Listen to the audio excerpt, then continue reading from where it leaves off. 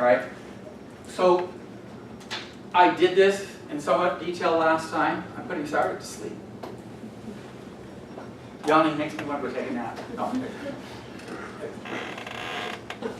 All right, so I did this in class last time. The basic idea is there's many different kinds of geometries. Don't panic. I could do something like this and say, what's the electric field right here? I won't because I would have to grade it. And I don't want to. But let's just talk it through. If I have a positive charge here and I'm looking for the electric field at this point, is that, first off, is this a possible question? Is there an electric field at this point due to those two charges? Yes. Yes. Which way is it from the positive? It's going to be directly away from it, so it's going to look like that. And what about for the negative? It's going to be towards it, right?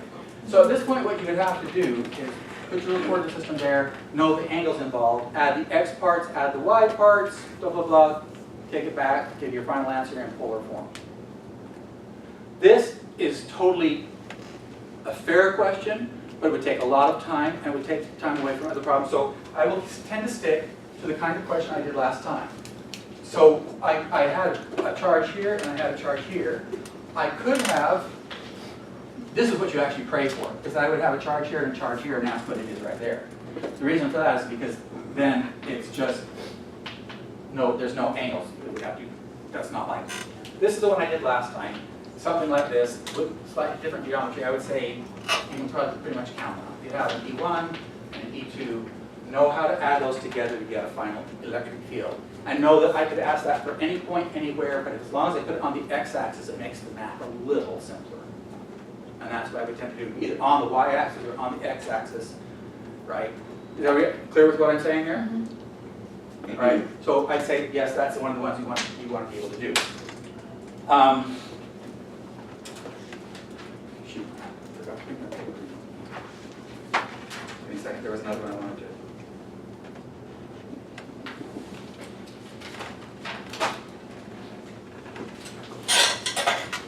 Oh, so problems where I have two charges of differing magnitudes and charge, and I ask you to find the locations on the line where the electric field is 0. Right? Do you understand the question? Yes. Right. So that's another one I would practice. But so let me just be clear then. If I have a charge here and I have a charge here, and this one's positive and this one's negative, where am I going? Oh, and this is big and this is small. Where am I going to look to find where the electric field would go to 0? And if you remember, I've labeled these as 3 regions where I'm to the left of both charges, between the 2 charges, and to the right. No, so there's a big positive charge and there's a small negative charge. It's going to be in region 3 to the right of the negative charge, right? Because in between, the field is pointing to the right by both of them, and over on this side, I'm always closer to the big charge. Close makes it bigger, and big makes it bigger, so the negative is never going to win on this side. It can only win on this side. And that's where you look. If they were both positive charges, where would you look? In the middle, because if I'm on this side, they're both to the left. If I'm on this side, they're both to the right. Here, they're both in opposite directions. It would be in the middle, but closer to the smaller charge. Right? Everybody with me? So there would be something like that. So imagine this. Here's the question I could ask. I've got this line, I've got these 2 charges. Could I ask what the force is from first charge on the second charge? Yes. Fair question, right? We have everything we need. We've got the distance, we've got the 2 charges. I could ask that and say, what's F? What's the force of the negative charge on the positive? Or what's the force of the positive charge on the negative? Either of those are fair questions, right? Could I ask what the potential energy is of this system? This is the question, the potential energy. Could I ask what the potential energy of the system is? Yes, because U is K, Q1, Q2 over R, where R is the distance between the 2 charges. So I could ask that system. Could I ask, what is the electric field of this system? No. Because there's a different value for every location in space, isn't there? Could I ask, what is the potential of this system? No. V. Could I ask this, what's the V for the system? No. because it's a different value for every point, wherever place you put your finger. Remember that V and E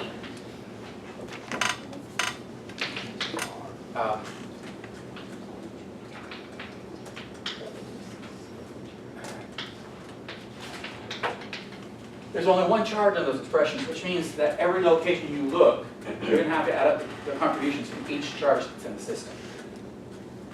Positive charge is positive potential, negative charge is negative potential. All right? So if I want to ask an E question, I need to say, what's the electric field at a point? Or I need to say, find the point where the electric field equals this.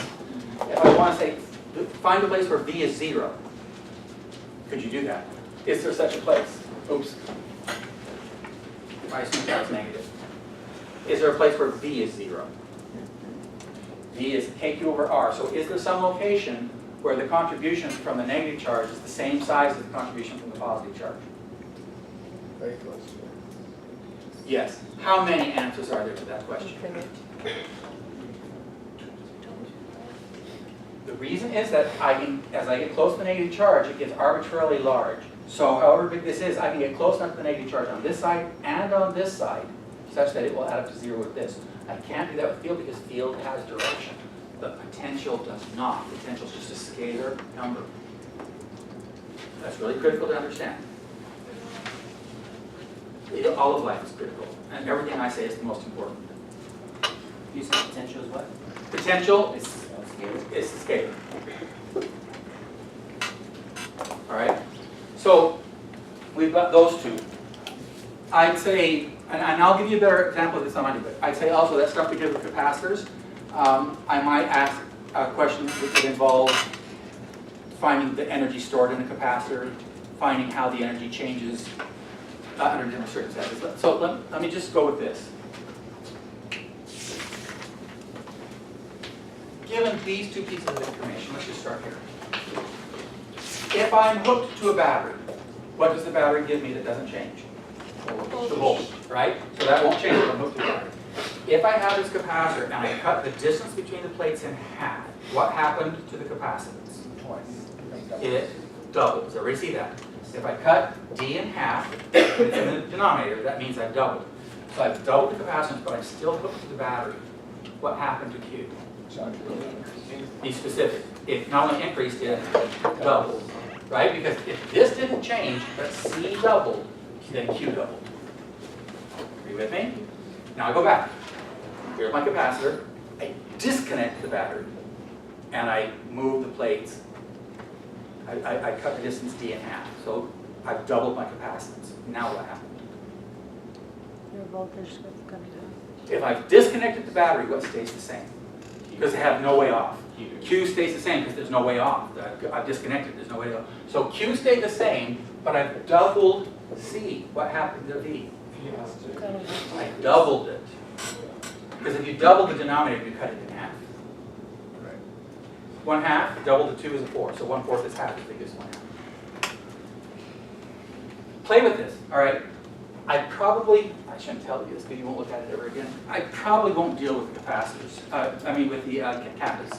I probably won't do anything with kappas. I did that because your homework has got that, but on tests I probably won't put the kappas in there. But I will play with this idea, understanding with a parallel plate capacitor, which I would give you this equation. You need to know this, it's the definition. This is something you need to know. I'm not going to give it to you, you need to know this. And then, if I play with this, like if I make area twice as big, that doubles the capacitance. If I make the distance twice as big, that cuts it in half. So understand how those work. This is just a constant and doesn't change. All right, so the epsilon is just a constant, it doesn't change. And so just know, if I mess around with A or D, how does it change the capacitance? And then there's two things. I can say, what happens if the battery stays connected? What happens if the battery doesn't stay connected? If the battery's connected, what doesn't change? V. If the battery is disconnected, what doesn't change? Q. All right? So that's kind of a heads up on some of that. Start looking at it. Guys, I'm not going to lie to you. Next week is challenging. And you're saying it already is. I'm going to have a question on the test, which I'm going to do in laborious detail, probably on Wednesday. All right? I will show you how to do it. It's the kind of a problem which everybody has to do at least once. And to tell you how this is going to be on the test, it's going to involve finding the amount of current that's flowing in a circuit. But I'm going to tell you the answers. I'm going to say the answers are I1 equals this, I2 equals this, and I3 equals this. And that way you'll know if you don't get those answers. Even on the test, I'm going to give you the answers. And your job is to show how to get those answers. So everybody makes algebra mistakes on these, everybody. So by giving you the answers, you'll know what stuff to go back and check. Does that make sense? Right.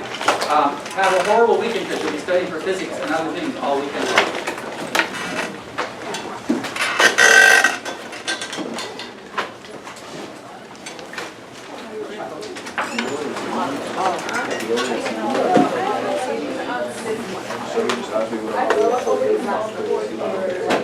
All right.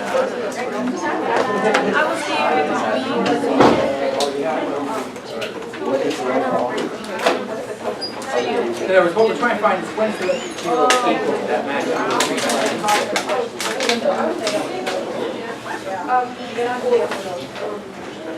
What you want to do is that E is equal to I